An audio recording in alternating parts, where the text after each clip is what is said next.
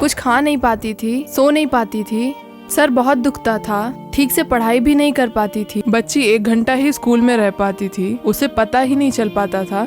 Sir में इतना दर्द होता था उसके, नीचे गिर जाती थी और एकदम बुरी तरह से बेहोश हो जाती थी। हमने कोई जगह बाकी नहीं छोड़ी। 15 दिन में एक बार दवाइयाँ लेकर ही आनी पड़ती। 15 दिन का 5000। हर महीने दवाइयों के पीछे इतने पैसे खर्च होते हैं, इस बात से दुखी हैं। आज यीशु आपको छुटकारा दिलाने वाले हैं, विश्वास रखें।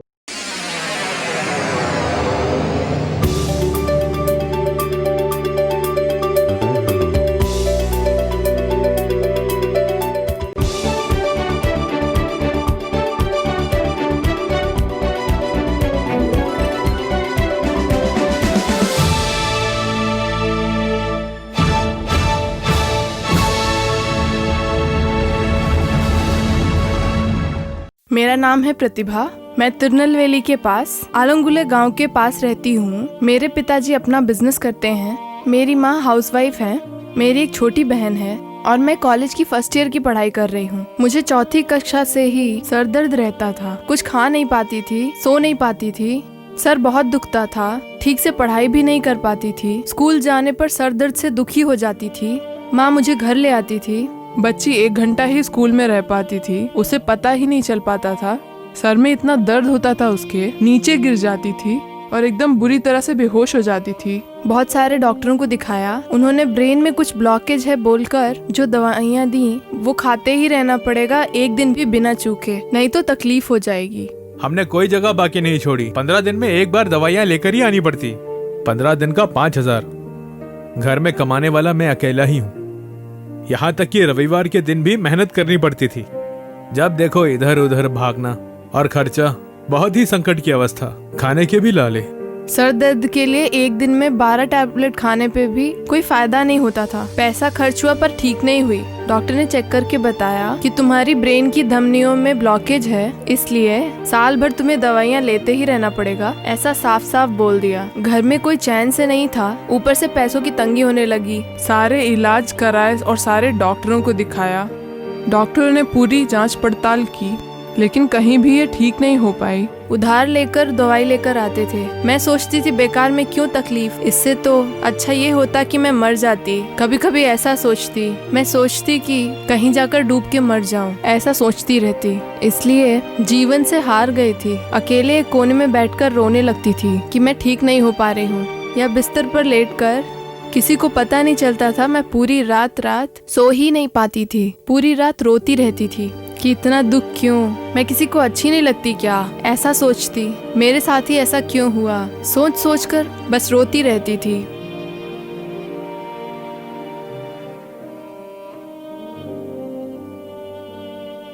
इस दुखी परिस्थिति में ही सन 2018 नालमावड़ी पोंगल की सभा में गई। वहाँ पहले दिन मोहन अंकल ने कहा कि यहाँ बहुत सारे लोग ऐसे आए हैं जो बिना दवाई के रह नहीं सकते, लेकिन आप लोग दवाई खाए बिना देश के लिए प्रार्थना करेंगे तो यीशु बड़े बड़े कार्य करेंगे, इस प्रकार से कहा। तो मैं भी वैसे ही बिना दवाई खाए देश के लिए प्रार्थना करूंगी बोलकर 3 दिन मैंने प्रार्थना की और यीशु पिता ने मुझे पूर्ण छुटकारा दिला दिया। घर आने पर माँ पिताजी से बताया तो माँ और पिताजी कहने लगे कि नहीं, तू झूठ बोल रही है। पिताजी मैं गई तो भाई मोहन ने कहा इसलिए मैं नहीं ले रही। मैंने कहा दवाई क्यों नहीं ले रही, पैसे का सोच रही, इतना तो खर्च हो गया, तो ये दवाई ले ले। तो कहने लगी नहीं पिताजी दवाई नहीं चाहिए, घर में 5000 की दवाइयाँ पड़ी हुई थी।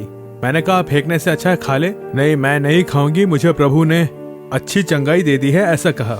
अब ये पूरी तरह से ठीक हो गई है, उसे अब कोई तकलीफ नहीं है। अब अच्छी है, बिल्कुल ठीक है। तब से लेकर आज तक मुझे सरदर्दी नहीं हुआ। मैं बहुत ही खुश हूँ।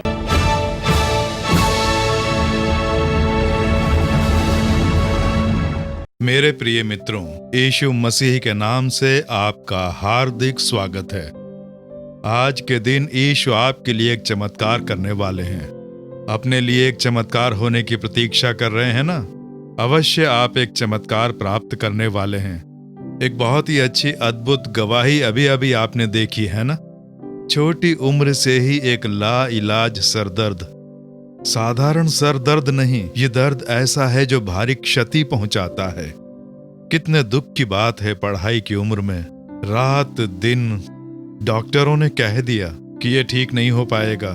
मरते दम तक दवाई खानी पड़ेगी और कुछ नहीं कर सकते। एक दिन में 12 गोलियां, छोटी सी उम्र में कितना कष्ट। जो पिता है वो एक गरीब जो दुख उठा के मजदूरी करके कमाता है, 5,000 की 15 दिनों के लिए दवाइयां खरीदनी, तो एक महीने में केवल 10,000 की दवाइयां, उस बेटी की दवाइयां। सोच के देखिए, वो जितना भी कमाते थे सब दवाइयों में ही जा रहा था।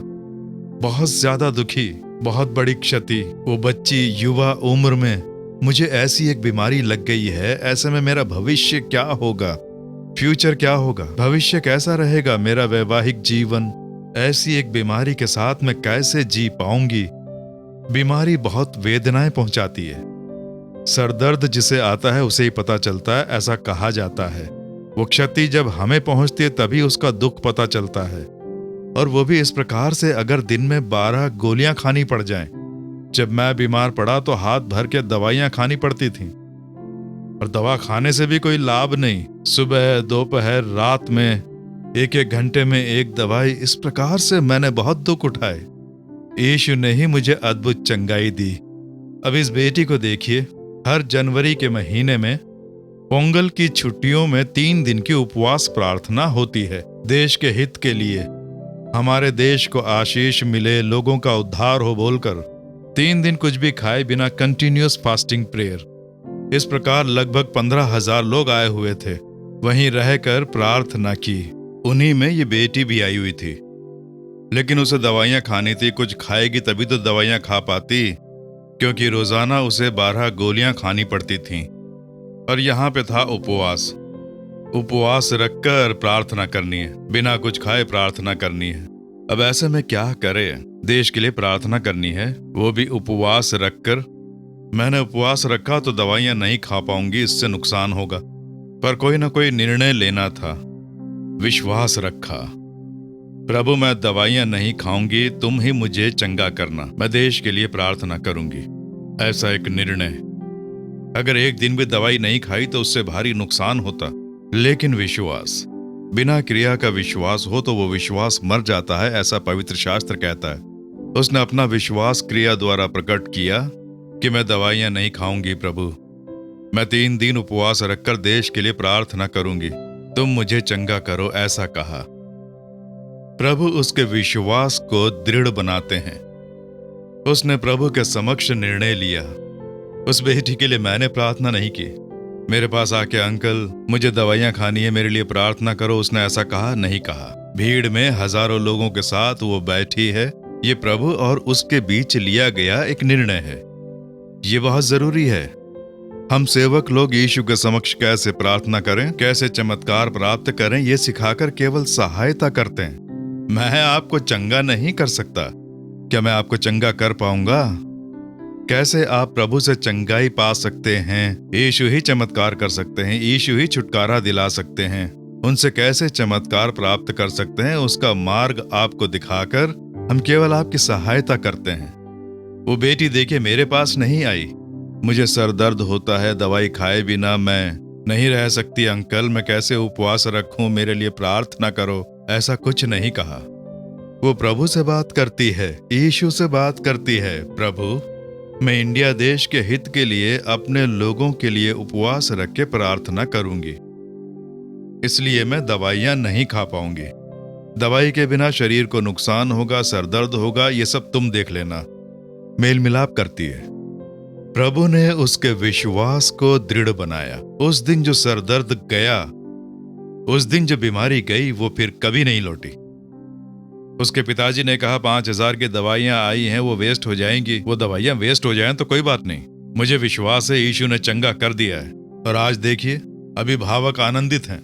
महीने के 10,000 की बचत, दवाइयां दवाइयां दवाइयां ला ला कर उस घर की जो भी कमाई होती थी सब दवाइयों में ही चली जाती। बच्चे के भविष्य पे प्रश्न लग गया था, यीशु ने अद्भुत चंगाई दी। आपने खुद उस बेटी की बातें सुनी। आप उस बेटी से डायरेक्ट मिलकर बात करना चाहते हैं तो कर सकते हैं, उस परिवार से पूछना चाहें तो पूछ सकते हैं।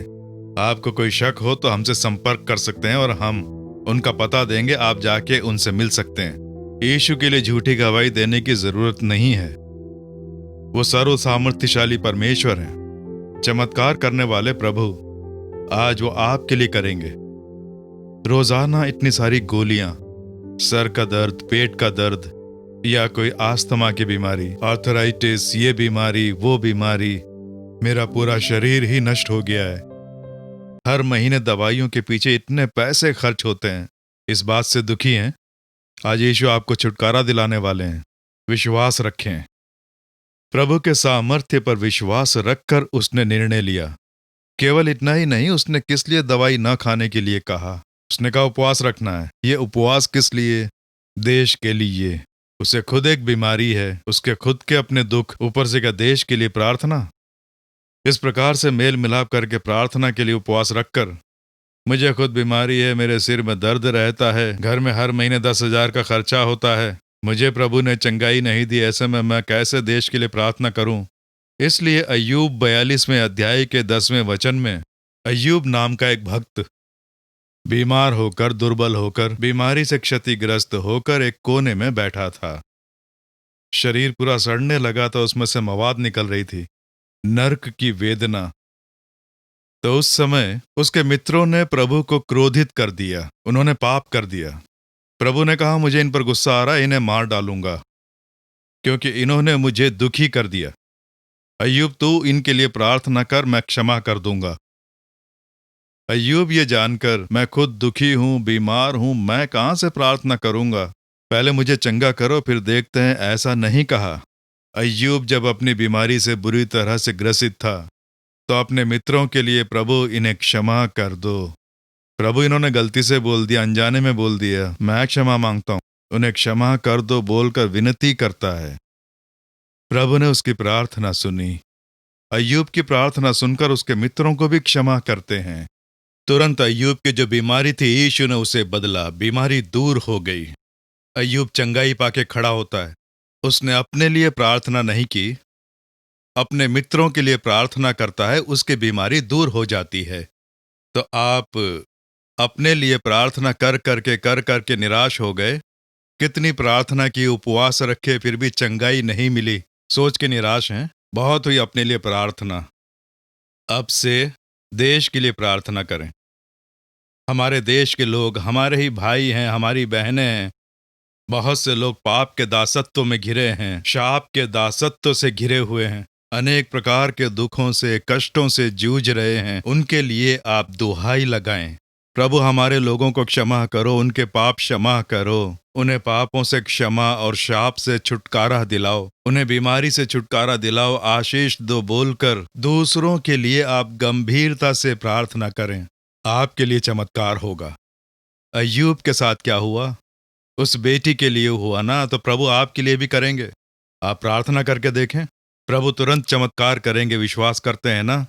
तो इसी समय पहले 2 मिनट के लिए इंडिया में रहने वाले हमारे भाई और बहनों के लिए मैं प्रार्थना कर रहा हूं। प्रभु सबके लिए तुम क्रूस पर मरे, इसलिए उनका उद्धार करो, पाप क्षमा करो बोल के प्रार्थना करें। दूसरों के लिए प्रार्थना करके देखिए, तुरंत आप चंगे हो जाएंगे, आपको छुटकारा मिल जाएगा। अब से ये दवाइयाँ मुझे नहीं चाहिए, इन दवाइयों का खर्चा मुझे नहीं उठाना है, प्रभु मुझे परिपूर्ण चंगा करेंगे। ऐसे विश्वास के साथ अब आप प्रार्थना करेंगे। विश्वास के साथ सबसे पहले दूसरों के लिए, देश के लिए प्रार्थना करेंगे। तो प्रार्थना करें। हमारे इंडिया देश में पाप के और शाप के दासत्व में घिरकर अनेक आत्माएं नष्ट हो रही हैं। मधुपान, नशीले पदार्थों के कारण, विभिन्न प्रकार के अंधविश्वासों में फंसकर अनेक आत्माएं नष्ट हो रही हैं। उनके लिए मैं प्रार्थना कर रहा हूं। पिता उन्हें क्षमा करो, उन्हें छुटकारा दिलाओ, आशीष दो बोल के प्रार्थना करेंगे। सब अपना दाहिना हाथ उठाकर, परम पिता हम यहाँ इतने सारे लोग सहमति के साथ देश के लिए प्रार्थना कर रहे हैं। हमारे देश में पाप के दास बनकर, शाप से घिरकर, बीमारी, वेदनाएं, कष्टों से जूझ रहे लोगों के लिए उन पर तरस खाओ, उनके पापों को क्षमा करो, उन्हें छुटकारा दिलाओ, चंगाई प्रदान करो, उन्हें आशीष दो बोलकर सहमति के साथ हम प्रार्थना कर रहे हैं। पिता सबका उद्धार हो, सबको सत्य की जानकारी हो, तुम चाहते हो ना? सबके लिए तुमने क्रूस पर लहू बहाया।